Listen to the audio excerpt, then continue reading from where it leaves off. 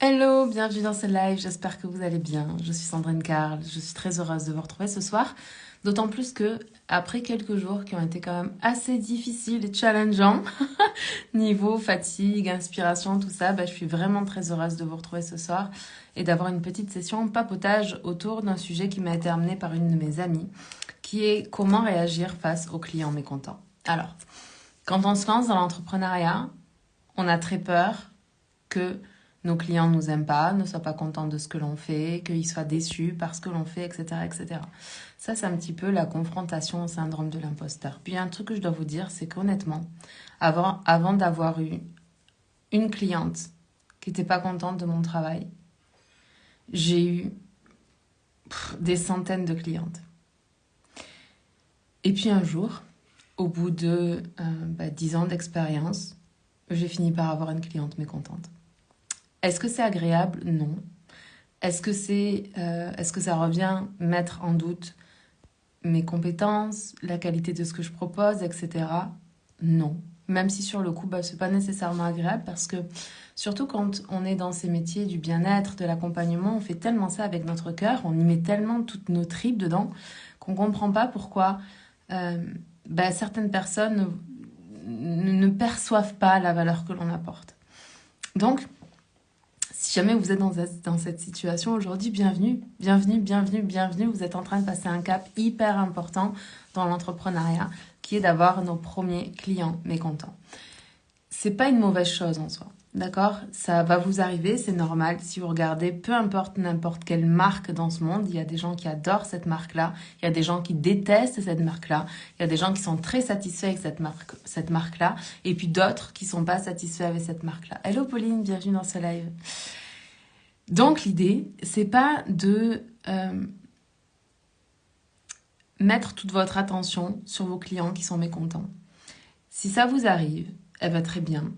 Ça va vous apprendre plusieurs choses. La première, ça va vous apprendre à avoir des conditions générales de vente qui sont précises, qui sont visibles et avec lesquelles les gens peuvent entrer en contact. Deuxièmement, ça va vous apprendre peut-être à faire des contrats. Peut-être que vous n'aviez jamais fait de contrat et puis que cette expérience-là va vous apprendre à faire signer des contrats. Peut-être que ça va vous apprendre à mieux qualifier votre public à l'entrée. Parce que très souvent aussi, donc ça c'est quelque chose peut-être que j'ai vu récemment, on va dire depuis 2020, depuis le Covid et le fait qu'il y a eu une explosion de personnes qui se sont lancées sur le web. Et je trouve ça très bien, mais du coup, comme il y a beaucoup plus de gens qui font des choses sur le web, il y a forcément beaucoup plus d'acheteurs. Parce qu'il y a toujours beaucoup plus d'acheteurs que de vendeurs. Dans n'importe quel domaine. Parce que les acheteurs sont aussi, comme les vendeurs sont aussi des acheteurs d'autres choses. Donc, c'est normal qu'avec une énorme affluence de personnes dans cette industrie, du coup, il y ait que les personnes que l'on ait pu attirer dans nos mondes soient un petit peu moins qualifiées que ce qu'on avait l'habitude. Parce que avant, les gens avaient pris le temps de nous connaître. Ils avaient regardé nos vidéos sur YouTube pendant 1 an, ou ils étaient inscrits à notre newsletter depuis 6 mois, ou ils avaient téléchargé déjà des lead magnets, des choses comme ça, qui leur permettaient de découvrir un petit peu notre univers, puis de prendre des rendez-vous peut-être gratuits avec nous, etc., qui leur permettaient d'avoir vraiment un lien. Puis avec toute cette masse de personnes qui est arrivée, on a dû adapter nos systèmes. Et parfois, on se retrouve avec des personnes qui sont pas là pour les bonnes raisons. Parce qu'elles veulent un changement comme ça. Puis le changement comme ça n'existe pas. Le changement comme ça, c'est possible dans le champ quantique. Le changement comme ça, c'est possible quand vous avez une prise de conscience. Mais derrière la prise de conscience, il y a tout le changement qui va passer par le corps physique. Le fait de changer ses habitudes, de changer ses routines, de changer ses pensées, de changer sa manière de voir le monde. Ça prend du temps. Et toutes les personnes qui arrivent aujourd'hui dans ce milieu du développement personnel, professionnel, de la spiritualité, et qui pensent que parce qu'elles achètent un programme, elles vont avoir des résultats comme ça, sans s'engager, sans venir au coaching de groupe, sans faire les exercices qui sont proposés, sans participer aux événements qui sont en live, etc. Et forcément, à un moment donné, elles peuvent ne pas être contentes. Mais c'est pas que notre formation, elle est pas bonne, puisque souvent on va dire que c'est même pas, honnêtement ça doit être, je sais pas, je vais prendre un chiffre au hasard, mais on va dire pour 100 personnes qui sont clientes chez vous, il y a une personne qui est pas contente, mais honnêtement pour moi là ça a été vraiment des centaines de personnes avant d'avoir une personne qui était mécontente.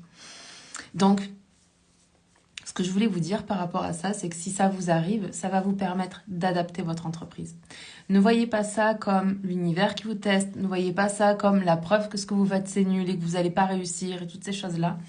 Voyez plutôt ça comme une invitation à grandir votre leadership, une invitation à revoir comment est-ce que vous fonctionnez dans votre entreprise, quelles sont vos valeurs, qu'est-ce que vous défendez, quels sont les engagements que vous demandez à vos clients, à vos clientes, quel est l'engagement que vous avez envers elles, et puis peut-être davantage structuré. Je vois aujourd'hui deux types de personnes, peut-être qu'il y en a plus là, mais je pense à deux types de personnes là maintenant tout de suite. Je vois celles, hello Seb, bienvenue dans ce live. Je vois celles qui veulent absolument que tout soit parfait, parfaitement structuré, avec des PDF à la couleur de leur branding, qui veulent commencer avec un site web, un lead magnet, etc. Tout parfaitement. Et puis puis il y a d'autres personnes qui commencent beaucoup plus simplement, comme moi j'ai commencé. C'est-à-dire avec juste, j'avais même pas de lien de paiement au démarrage, mais juste, je parlais de mon offre, de ce que j'avais à vendre, et puis les gens me faisaient un virement. Et puis quand ils avaient fait le virement, ils faisaient une photo ou une capture d'écran comme quoi ils avaient fait le virement, et puis je leur envoyais le truc qu'ils avaient acheté, l'audio, peut-être un atelier en live, enfin bref, toutes ces choses-là. Donc, c'est très bien. C'est très très bien de commencer simplement et je vous invite toujours à simplifier parce que plus vous complexifiez, plus la technique peut vous ralentir. Plus vous essayez d'avoir le tunnel de vente absolument parfait et plus vous allez temporiser à proposer votre offre. Donc dans un premier temps, le plus important, c'est vraiment de vous présenter et de présenter votre offre et d'expliquer aux gens comment est-ce que vous pouvez les aider à avoir plus confiance en eux, à générer plus de likes sur les réseaux sociaux, à faire ses premières vidéos sur YouTube, toutes ces choses-là. Commencez par faire votre offre, puis ne vous souciez pas trop de la technique. Commencez juste par vendre ce que vous avez à vendre. Puis au fur et à mesure que vous allez vendre, vous allez voir que peut-être que vous aurez envie d'avoir un lien de paiement, peut-être que vous aurez envie d'avoir des systèmes automatisés en place, peut-être qu'il y a plein de choses qui vont pouvoir se mettre en place, puis vous allez faire votre premier tunnel assez simplement, une page de présentation, un bon de commande et une thank you page, enfin une page de remerciement. Puis peut-être que vous allez agrandir ce tunnel-là avec un lead magnet au départ pour avoir une attraction qualifiée de futurs clients. Et puis, autre chose que je voulais vous dire qui est pour moi très très important, c'est de soigner votre marketing de contenu. Donc le marketing de contenu, c'est là par exemple, ça c'est du marketing de contenu, ce que vous êtes en train de regarder. C'est du contenu qui est offert et qui a pour objectif, bien sûr, de contribuer, de partager mes connaissances, mes expériences, mon point de vue sur le monde, ma vision. Ça veut dire que c'est ma représentation de mon univers.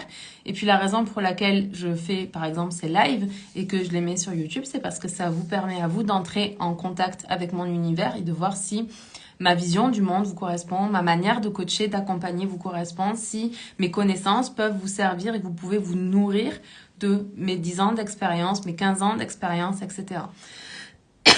Ça, c'est hyper important parce qu'au travers de cette création de contenu, au travers de ce contenu marketing, ça vous permet, vous, en tant que personne qui regardez, en tant que viewer, de vous dire j'aime, j'aime pas. J'apprécie la vibe de cette personne, sa manière d'expliquer, les choses sont claires pour moi, ou c'est trop perché, ou c'est pas assez structuré, ou c'est trop structuré, puis c'est pas assez spirituel pour moi, etc.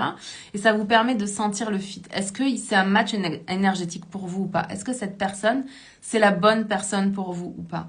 Ça, c'est quelque chose qui est très, très important. Et je pense que avec cette explosion de l'industrie, plus on va se montrer tel qu'on est, plus nos clients ils vont pouvoir choisir l'énergie, notre vibe, qui on est, et moins on aura de risques d'avoir des personnes qui sont pas contentes de nos contenus. Imaginons par exemple que, bon, vous me connaissez, moi je suis une papoteuse, c'est-à-dire que j'aime bien expliquer les choses, je prends du temps, j'adore parler, j'adore partager, j'adore transmettre mes connaissances, j'adore vraiment ça. Puis si vous aimez les contenus qui sont brefs, qui durent moins d'1 minute, avec des bullet points et tout, je suis juste pas la bonne personne pour vous. Et c'est ok, il n'y a pas de mal à ça.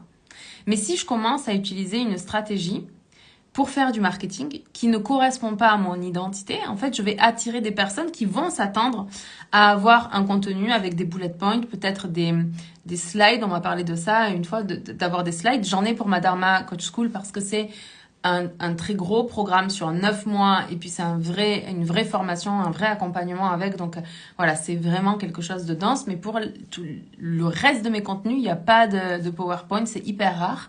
Parce que ce qui m'intéresse, ce qui me plaît, moi, c'est d'être en live, c'est de pouvoir revenir sur des sujets, sur des mots, sur des phrases, sur des manières de concevoir et de vous permettre de comprendre comment moi je vois les choses, comment moi je me les représente et que cette manière de voir puisse vous permettre de faire juste un petit mouvement dans vos circuits internes pour que ça vous permette d'ouvrir le champ de possibilités. Parce que très souvent, on est limité par ce que l'on croit vrai, nos croyances. Et le fait de voir que quelqu'un voit le monde différemment, a des croyances différentes de nous, ça peut permettre de faire bouger suffisamment notre structure pour qu'on s'autorise davantage de choses, pour qu'on ait davantage confiance en nous, pour qu'on s'autorise ce pas de plus, pour qu'on s'autorise cette prochaine étape dans notre vie. Toutes ces choses-là.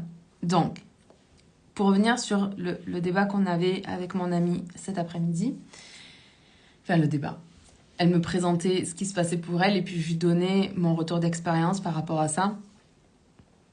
Si vous avez des clients mécontents, peu importe ce que vous faites, peu importe le métier dans lequel vous êtes, ça veut rien dire à propos de vous. Et ça veut même rien dire à propos de votre offre et de votre service. C'est juste que ça va vous demander un ajustement de manière à ce que votre fréquence, et ça c'est assez perché mais je suis sûre que vous allez comprendre. Hello Aurélie, bienvenue dans ce live.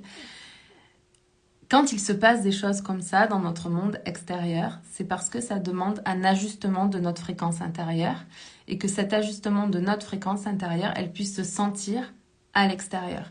Ça veut dire que si, par exemple, encore une fois, dans mon contenu marketing, etc., je présente une image de moi, de quelque chose que je ne suis pas, potentiellement, vous allez vous dire, ok, son offre, elle est bien, puis j'aime bien sa manière de présenter les choses, sauf que je suis pas en train de présenter qui je suis.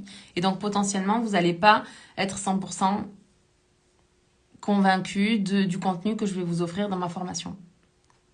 Mais si je suis 100% transparente sur qui je suis, sur ma manière de fonctionner, d'être, et que vous pouvez le voir directement sur les réseaux sociaux, dans tout ce qui est création de contenu, etc., ben vous savez si ça convient ou pas.